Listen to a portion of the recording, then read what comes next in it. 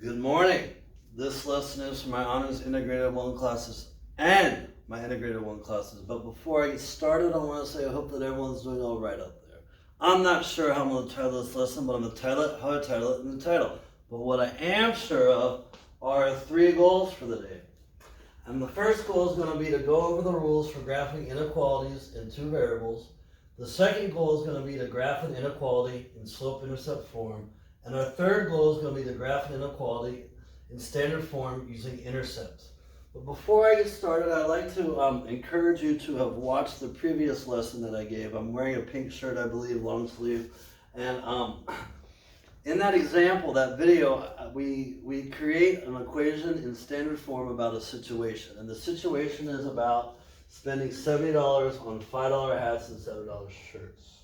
And I believe we called the number of hats we can buy and spend $70 as our X, and the number of shirts we can buy and spend $70 as our Y, and this was another point that was found using our slope. But regardless, these are all points on that line that represent spending $70 on $7 shirts and $5 hats.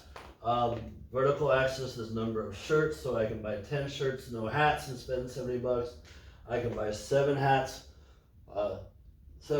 5 shirts, and spend $70. Sorry, where is it? 7 hats is $35. 5 shirts is $35. There's my $70. Or I can buy 14 hats and no shirts, and again spend $70. So any point on this line represents spending $70. So we need to go into this lesson about inequalities knowing that. And so I have 2 questions that I want to ask about this situation, this line spending $70. And the first question I'd like to ask, what about a point above the line which we'll call 611? So if I go over 6 and I come up one more to 11, the question is, what's happening here? Well, I'm buying 6 $5 hats, so that means this is $30. I'm buying 11 $7 hats, and that's spending $77. So together, this ordered pair represents spending $107, which is greater than the amount of the line. All right? So above the line represents spending more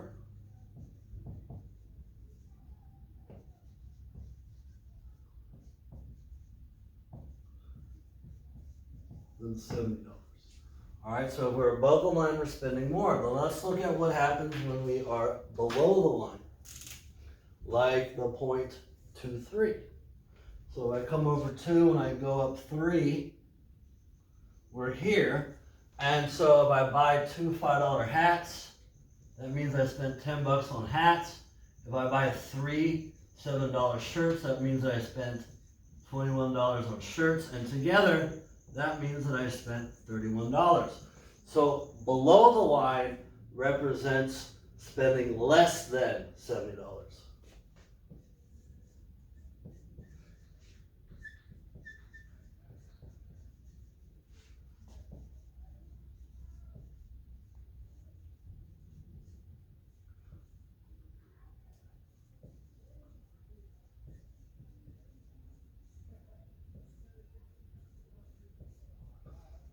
And I want to remind you about one thing.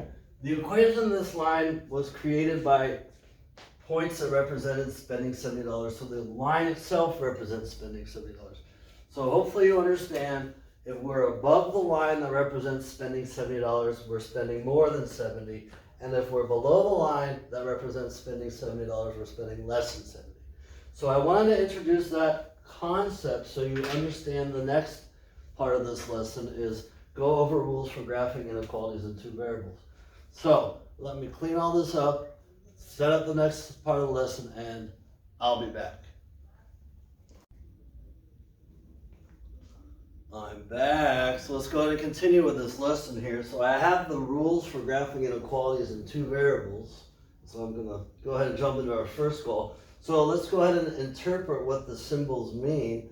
If I'm going to shade below, I have this symbol or this symbol.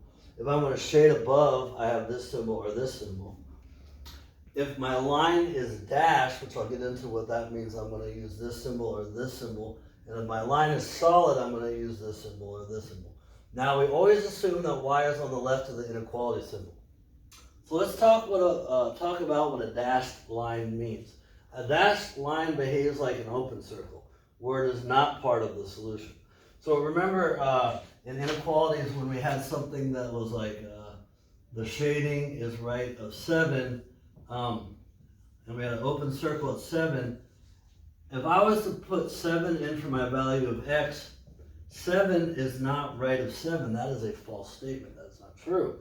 So the dashed line represents the same thing that an open circle represents, which is not part of the solution. Now, a solid line behaves like a closed circle where it is part of the circle. Now, in this inequality was the shading is right of or at 7, and we had this shaded in, then 7 is right of or at 7 is a true statement. So the solid line behaves like the closed circle where it's part of the solution set. So let me erase this before I move on. There's my erasing machine. All right. Okay. And I want to also remind you that the shading is the solution. So that's what I wanted to talk really quick about for the rules for graphing inequalities in two variables. Now our second goal is we're going to graph an inequality in slope-intercept form. Let's go ahead and go through this really quick. Remember, we begin on the y-axis at -4, right? And we move to the next point with 2/3. So we're going to rise 2 and we're going to run 3 from -4. Our line is solid according to our table, and this symbol means that we shade above. So we can think about this as spending more than what the line represents. We're spending the amount of what the line represents. So I'm going to draw my graph. I begin at -4. I'm going to rise 2. I'm going to run 3. Here's my next point. My line is solid, and I'm going to shade above. I'm not going to shade an excessive amount. I'm just going to draw lines coming off of my solid line to indicate that my solutions are above the line. So that's what it looks like to graph an inequality in slope-intercept form. Again, pay attention, is your line solid or dashed, or you're shading above or shading below. That reminds me, in the previous example, you bought 11 $7 shirts, not 11 $7 hats. I'm sure I do this right.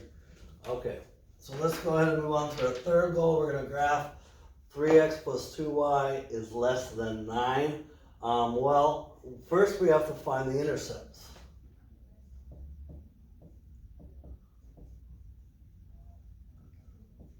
And we're going to find our first intercept by making x 0. So we get 3 times 0 plus 2y. And I'm just going to make this an equation now. And the reason why I'm going to do that is we're just finding the intercepts. We're not worried about shading yet. So I can divide out the 2. And I need 4 to get to 8. I need 5 to get to 10. So we'll call this 2.5. So one order pair is 0, 2.5. We'll let y equals 0. So now I get 3x plus 2 times 0 equals 9. That cancels out. 3x equals 9. Attention please, David Torres, please report to the attendance office. David Torres, please report to the attendance office.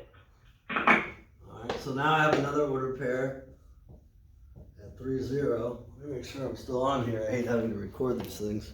I'm doing this a lot lately where I'm checking. I thought I checked prior, but I guess not. So I have my intercept. My line is dashed.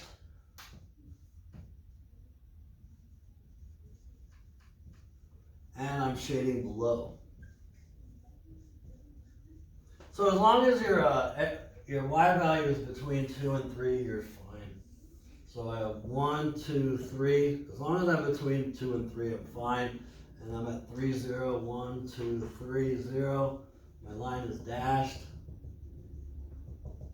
And I'm shading below.